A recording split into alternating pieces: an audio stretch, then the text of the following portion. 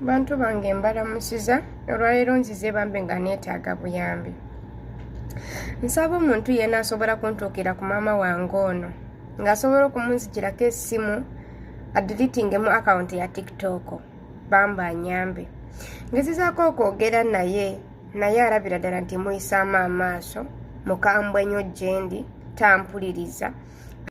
We bituuse TikTok eno egenda kwawula abantu.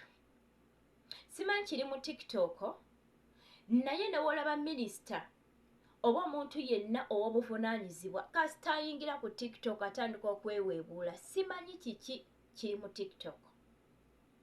Omuntu gw'osuubira okuba nti yeewa respect akola obusolosolo n'otya n'okutya because of TikTok. TikTok eno yatandika okwawula era bwe tulaba eri abafumbo abaawukanye oba TikTok. Kati we bituuse egenda kutandika okwawula abazadde n'abaana. Omwana ono singa bakwata essimu ya mama ne bagidiriitinga mu TikTok oba ng'asindiseeyo omuntu n'agidiriitinga mu TikTok, wagenda kujjawo obuzibu obunene nnyo, oluwonko lunene nnyo wakati wa mama n'omwana. Nze nno kye njagala okugamba sisita wange nga nawe bw'omuwa ku magezi, mama bamuleke. Ekirungi sisita akoze ogugwe n'agezaako okulaga mama nti kyokola ku TikTok si kirungi. TikTok teyali badde mbi eri mama, emyaka gya maama egyo singa asobola okuba nti alina ebintu by'asomesaako ku bantu. It is better. Naye okudda ku TikTok n'ozina, ngenda batira videos za maama we, ngenda kujja mu sound, kozi wano ku YouTube bayinza okugamba nti ziri mu copyright. So ngenda kujja mu sound ne ngenda kuzibatirayo olabe maama engeri gye yeeyisaamu ku TikTok mawe. Kubanga ffe abaana wo ekituuka nga ffe tuswala. Ng'omwana bw'ajja ku TikTok n'akola ebintu ebimuweebuula aba aswaza maama we. Kati mu buufu bwe nti ne maama bw'akola ebintu ebimuweebuula aba aswaza abaana be yazaala. Tula mu sawundi ziri eri ez'abano basita abaliko baani basindi baani zaatuulamu ezo ate munnange aziyimba bulungi azimanyi. Azimba bulungi. Naye bannange simanyi nakumanya naye nga sisters kye ngenda okusaba maama muleke omulimu ogugwa ogukoze kubanga naye banaadiritinga mu TikTok era agenda kufuna omuntu omulala agimuddizeemu. Bwe mbiseeyise mu video za maama ndabye ng'ewaka walabika waliwoko ku baana abakulukulumukko so ne wonaagidiritingamu abaana bano bagenda kugizaamu.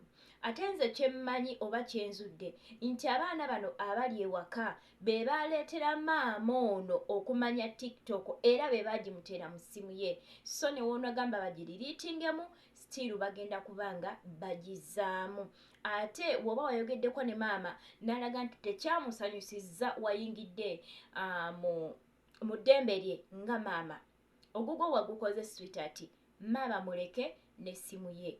Lwerimuleetera obuzibu lwalimanya n'agamba omwana yandabula oba okitegeera. So gwe ogugwo ogukoze maama mwesonyiwe, essimu TikTok tebagijjaamu naye gwe keepinga kumubuulirira. Bw'olaba nga bw'omubuulirira kimuyisa bubi oba kimunyiiza n'abanga gwe mu disrespectinze then muleke kasita gwe omulimu ogugwo ogukoze. So nze ago ge magezi genkuwa ngate naye bw'omuwaayo ku magezi awo mu inbox. Namugulira essimu nga nange mpulira ebyokugenda mu maka g'abendi ng'asabiriza essimu okunkubirako manya biki nga nange mpulira mbikooye ne ngamba nti kamugulira essimu ne wabula kati ndaba watuusa answaza buswaza.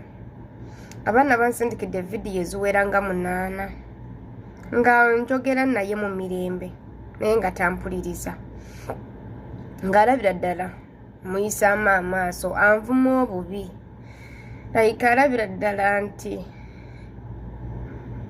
adisemu nawe alabira ddala nti nze mubi gy'ali. Kati mbadde nsaba omuntu yenna ng'osobola mutuukako osobola kumulimba ng'olinga agamba nti komuteremu app endala n'otuukako n'odiritinga buli app ya TikTok wakati n'owomulekeramu WhatsApp yokka. Mubadde balabi balungi, nkusaba gwe wenna nga gwe mundigwo ogusoose okunkyalirako bambi nkusaba n'obwembwefu subscribe, like and comment ate bo subscribinga osobola okuonako ne kade nti kijja kuba kiyambako buli ka video kemba ntaddeyo kaba kakutuukako mu bunnambiro ate buli lwo commentinga no likinga no subscribinga kiyambako channel okuba nti ekula ne video okuba nti etambula weewaawo ate mwezikirize mbanjulire ekitongole ekyakyeyo Initiative Uganda kitongole kya bwannakyewa ekyewayo okulwanirira eddembe ly'ogwe nange nkuba kyeyo totuuleeyo n'ofa n'obuzibu mukwano bosi wo tayagala kusasula tutuukirire tubenga tubanja ssente zo mukamawo tayagala kuwa budde buwummula mu contract gye wasayininga waliwo akawaayiro ke tuyita article number 6 oba kawaayiro namba 6 nga kategeeza nti bosi wo alina okuba nga akuwa obudde obw'okuwummula obutaka wansi wa ssaawa 9 so gwe bosi wo nga takuwa budde buwummula bumala tutuukirire tujja kuba nga twogera naye bosi wo nga tayagala kuwa byakulya contract gye wasayininga mwalimu akawaayiro akagamba nti bosi wo alina okuwa ebyokulya bosi wo woolwala tayagala kuwa ddagala tayagala kutwala mu ddwaliro contract gye wasayininga mulimu akawaayiro akalaga nti mukama wo alina okuwa obujjanjabi singa obanga olwadde so mukwano gwange oteekeddwa okumanya contract yo bw'obanga wasayininga contract ng'ova e Uganda ng'ogirina kwata mu contract yo obenga ogiyisaamu amaaso ogisome nti oba kikuyambako okumanya amateeka agafuga gwe omukozi biki by'olina okukola na bosi wo biki by'alina okukola kale mukama abampeere nnyo omukisa mweraba